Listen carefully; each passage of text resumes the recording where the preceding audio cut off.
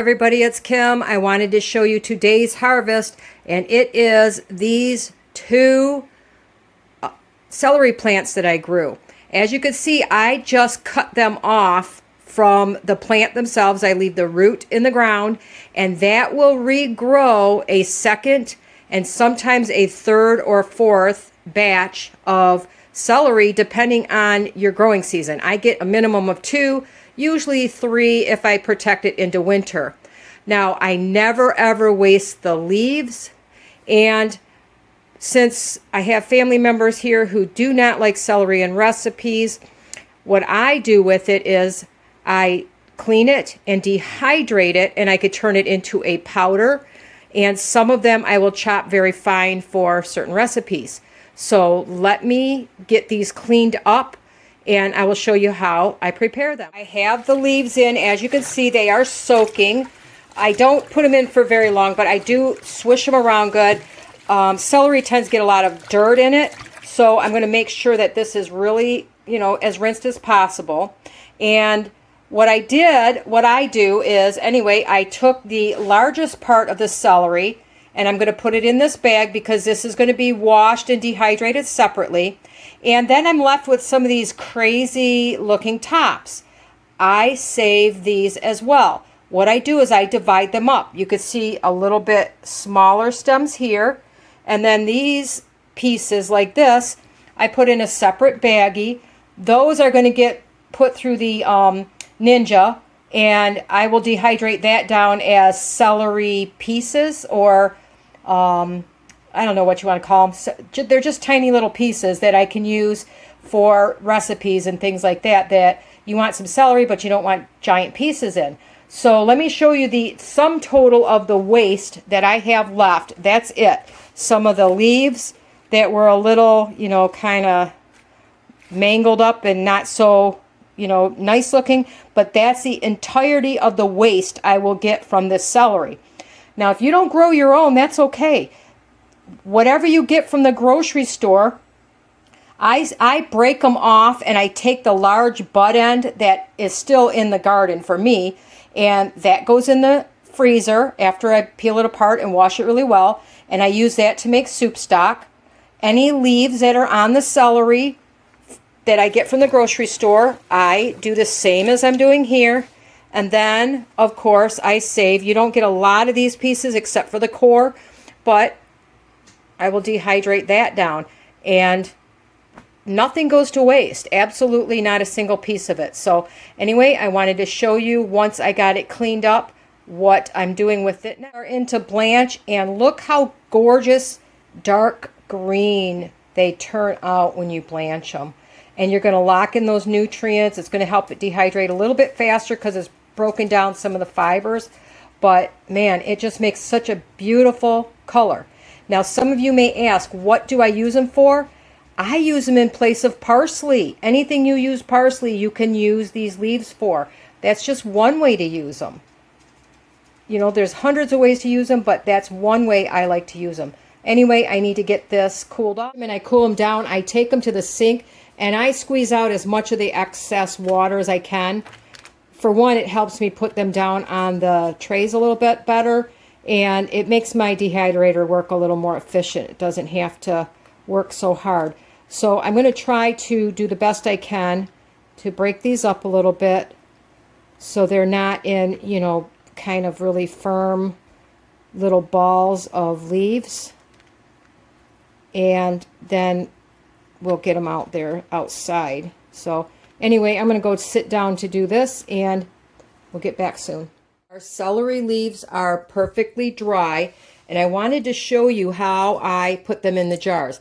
Now, when you find larger pieces, like remember I squeezed it out and I tried to spread it out, I actually take them and I very carefully break them up with my fingers. Let me show you what they should sound like. They should be completely dry. So what I do is I take them over my jar, or you could do it over a bowl, and I start crushing them, and I feel them. I have bigger pieces. I'll set those aside because I want to make sure that they are perfectly dry. So if I get anything that's a little bit thicker, I break it up with my fingers to make sure, because your hands are going to tell you if you think there's any moisture in there. You hear how nice and dry those are? That's what you want to hear. So the thicker pieces, again, I set those to the side because I want to break those up. Make sure in the center there's no moisture. And because I use them, you know, kind of like parsley, like I said, I don't want great big flakes anyway. Gives me more room in the jar. And I know that they're dry. If in doubt, put them back on, always. Okay, so those feel really dry. And I'm going to continue to do this with the rest of my container here, my rest what's on the dehydrator. Look at how gorgeous and green those are. Get your celery leaves into the jar. I like to leave them in a little bit bigger jar, and I will set them on my counter for a week. You want to do this for at least a week. You put your lid on it, and I look at it. I rotate the jar around a few times during the week. I'm looking for any signs of moisture at all. If you see even one tiny bit of condensation in there, you're going to want to reprocess them for a couple of hours to make sure that they are perfectly dry. They're not perfectly dry. They're not going to last any length of time. You're going to get a year, 2 years. I've had more than 3 years, and then they start to lose a little bit of color and flavor. Once they are done, I will put them, I measured it to see, it will fit perfectly in one of these jars. I don't do it ahead of time because I want that little bit of air space for right now. Then I will package it in the smallest jar that it will fit. I can use the same lid. You can either use a vacuum sealer if you have one that will vacuum out all of the air in the jar, or you can use an oxygen absorber. Either way works fine. The problem with the oxygen absorbers, if you're going to open it and close it a lot, you're going to need one every time. If you use it a lot in your recipes, you don't have to, vacuum it down. I do it if I know I'm not using it for 2 or 3 weeks, I'll vacuum it down. If the sealer's out, just go ahead and use it. But look for any signs of moisture whatsoever. Don't forget to label your lid. And this is an old lid. I take them off very carefully. I do not necessarily reuse them for canning, but it works perfectly fine for something like this when you're having difficulty finding mason jar lids. So anyway, if you have any questions at all, please leave me a comment below. We'll do a part 2 that shows the stalks. And you may wonder, what do I use it for?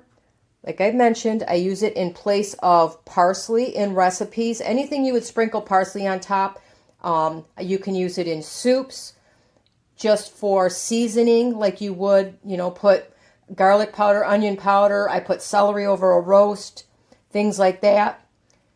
You can take and crush these down even more, put them in a blender, blend them up. Say you get 2 tablespoons of celery leaves.